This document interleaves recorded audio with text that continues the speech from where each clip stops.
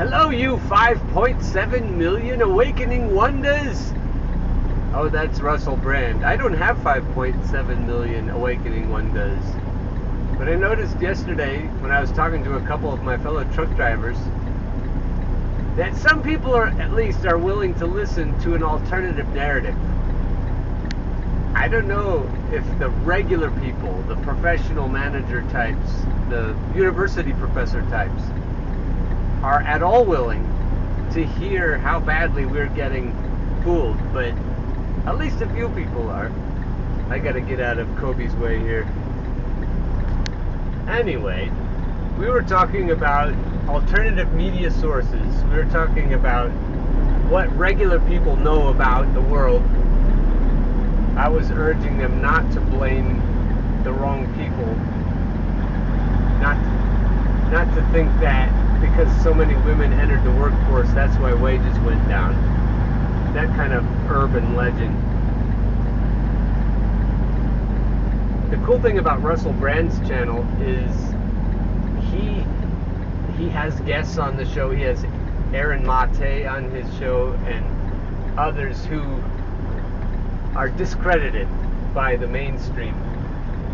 They're being labeled as conspiracy theorists and spreaders of misinformation. On my other channel, How Underground, I used to talk about Syria and Russiagate and issues like that. And I have had such a small audience that the only thing they could do was demonetize my channel. And now I have practically no audience at all. With apologies to anyone who is watching. But if I did have a big audience, and I did open people's eyes, and enough people were willing to see that we only know a little part of the story regarding the truth, and we know a whole bunch of lies that are made up to keep us under control, the narrative. Just an example is Edward Snowden, or another Julian Assange, or Chelsea Manning, or any of those stories. You absolutely don't know the truth about those stories. They can't afford that. You don't even know about. They're not even on your radar. And the green vest movement, or the yellow vest movement. I mean, if you look at all the things that you really should know, and if the media wanted you to know, they would pound it into you. But there are topics that you're absolutely not supposed to know anything about. I think it's even true in the metaphysical world, and that's where the batshit level goes way up with me. And that's where reasonable people probably would just leave me. And that's probably the end result with me. I'll so easily be discredited that I'll never really be a threat to the establishment. The sky is looking pretty nice this morning. I thought I'd show you that. I just got back from Super Value in Harrisburg, and they actually got me unloaded pretty quickly. It's Friday. I get to go to Cleveland and see my grandsons after this, and it's only 6:21 in the morning, so I'll have a little time to maybe take a nap before we go. So I was talking about Russell Brand's YouTube channel and how he will tell you things that you're not supposed to know about politics, about U.S. hegemony and imperialism, and he'll have guests on the show that will tell you that the standard narrative, the what does he call it? I call it the corporate narrative. He calls it the something to do with how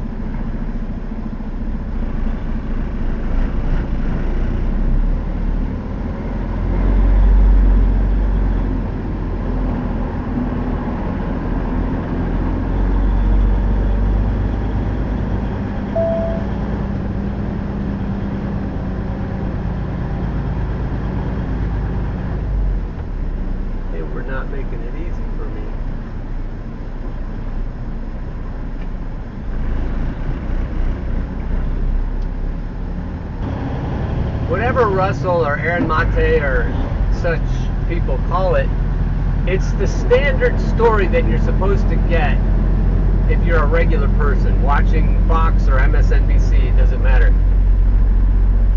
It's what they don't tell you and what they do tell you that they think most people should know. The CIA initiates a lot of it. So the CIA was leaning on The Guardian, which is a bold newspaper, and Glenn Greenwald used to work there. So really good people. And the deep state, which subsumes the United States, it includes France and UK and Great Britain and Germany and so forth. The powers, the multinational corporate powers, own all the Western governments. So it's that narrative. It's the story you're supposed to know, and everybody in the Western media who wants to keep their jobs, and that was explained a lot on my other channel, Howell Underground. The people who want a career to go somewhere know what to talk about, and more importantly, what not to talk about. And so for you to hear what you need to know to be informed, you have to kill your television. You can't expect to find out what you need to find out from legacy news. Even Walter Cronkite and Dan Rather were part of that machinery, that manufactured consent. So you have owners, they own you. You're slaves, but you think you're not because they use this manufactured consent to get you to think that you are thinking. But you're not. You're just digesting and spewing. And everybody who watches the news, especially the people who argue with each other, they sound like parrots. They just repeat what they're told in the same order, in the same cadence. It's crazy. Matt Orfalea is a videographer, and he took clips of all the different talking heads in local news media and recorded them saying exactly the same sentences at the same speed. Even he could mash it up and have them all saying it together in a chorus. It's astounding. They all agree with each other. They all say the same things because they're all told what to say, because a few people own all of the media. They own all the news that you and I get to hear, says George Carlin. So they're manufacturing what we think about things, and we think we're free. There's nothing like freedom.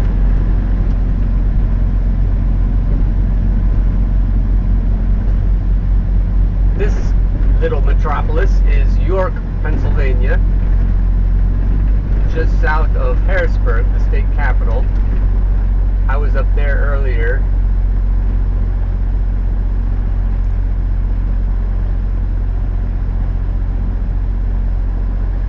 Around 2 in the morning.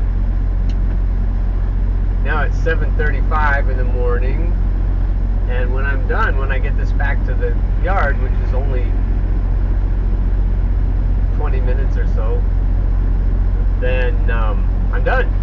I can take a nap, get ready to go see my grandsons in Cleveland.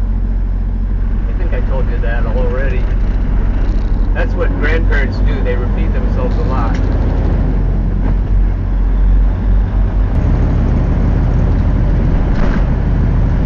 Anyway, alternative news media. There are people you should be listening to. Matt Orfalea is not a source of information, but he's a good videographer.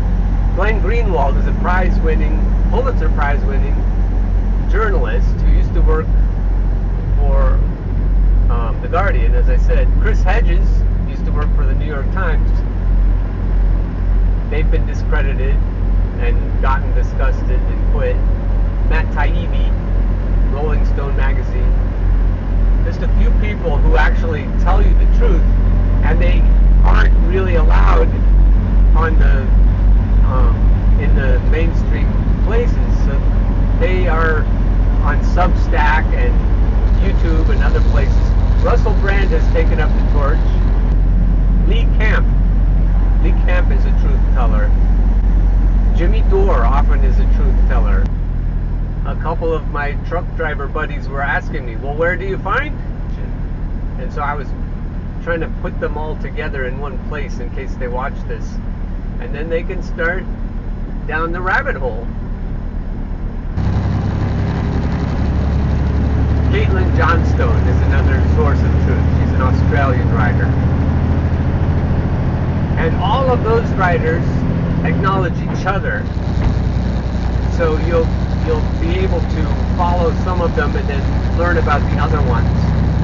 And then you'll branch out from there as new writers courageously give up all of the perks and everything else. The Gray Zone. Aaron Mate is on the Gray Zone, and his partner on there is really good, and I can't remember his name right now. Max Blumenthal is the person I was trying to think of. This is what Wikipedia says, lest you trust Wikipedia about anything. This is what Wikipedia says about the Gray Zone. It's a far-left news website and blog founded and edited by American journalist Max Blumenthal, who is one of the most accurate people out there. That was me saying that. The website, initially founded as the Gray Zone Project, was affiliated with Alternet before becoming independent in early 2018. The website's news content is generally considered to be fringe. Generally considered. By whom? By the CIA. It is known for misleading reporting and sympathetic coverage of authoritarian regimes. This is such bullshit. And this is Wikipedia. So this is supposedly a bunch of people getting together and presenting a nonpartisan view of things. So you're not going to find out what you need to find out by trusting authoritative sources. It's more like authoritarian sources. But the Gray Zone has a web page, grayzone.com probably. So branch out to these alternative media sources if you want the antidote to what George Carlin was describing.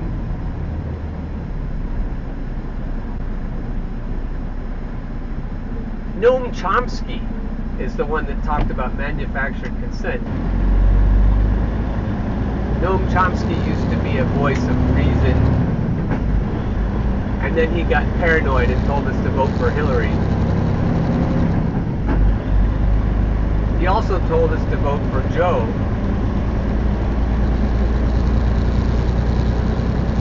And it wasn't because he didn't know better, it was because he was afraid.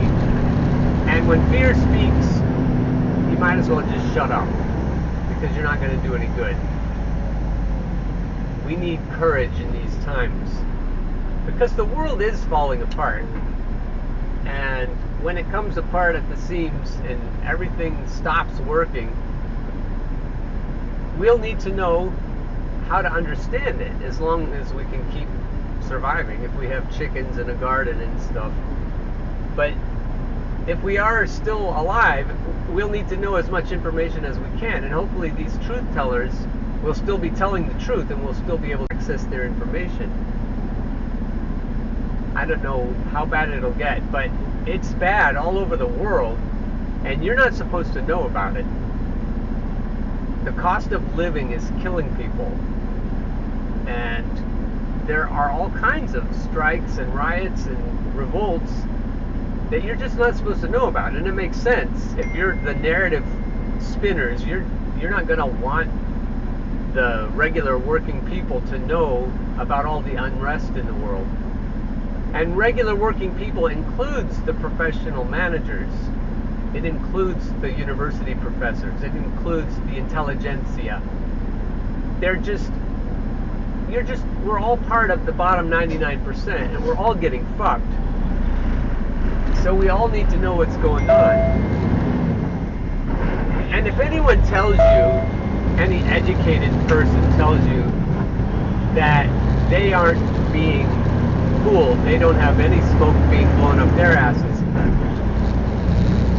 it's worse. I think the liberal class, the comfy people, are being duped more than the rural people, the ones that Hillary would call deplorables. The deplorables that I talk to, my fellow truck drivers, they seem a lot more willing to understand how censorship is working right now. And they seem to be more willing to accept alternative narratives. And it's not because they're dumber. It's dumber to close your ears and not listen to anything other than the canned narrative. That's what's really dumb. So the supposedly smart people are the ones acting like dumb people right now.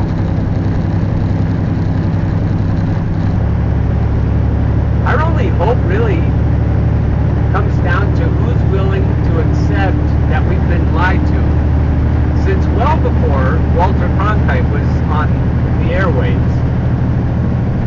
We've been lied to all the way through, as Noam Chomsky was trying to teach us, but seemingly has forgotten, because he's a fucking sheepdog. Sheepdogs are the people who try to get reasonable voters to vote for unreasonable, heinous candidates because the other side's candidates are so much worse.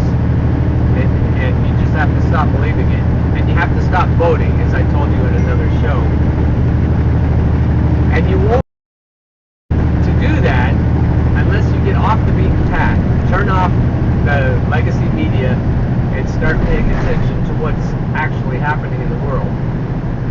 And if you want more people than the list I've given you in this show, just ask, and I'll track down more people. There are a number of good people, but you won't have heard of them.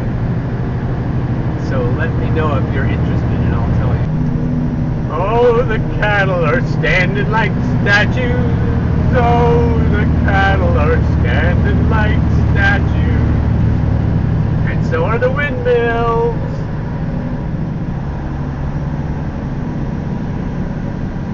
In 3/4 of a mile, arrive at home, on the right.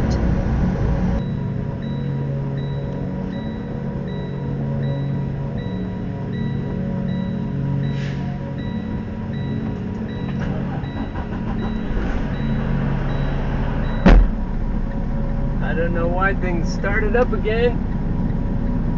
I didn't start it, I promise.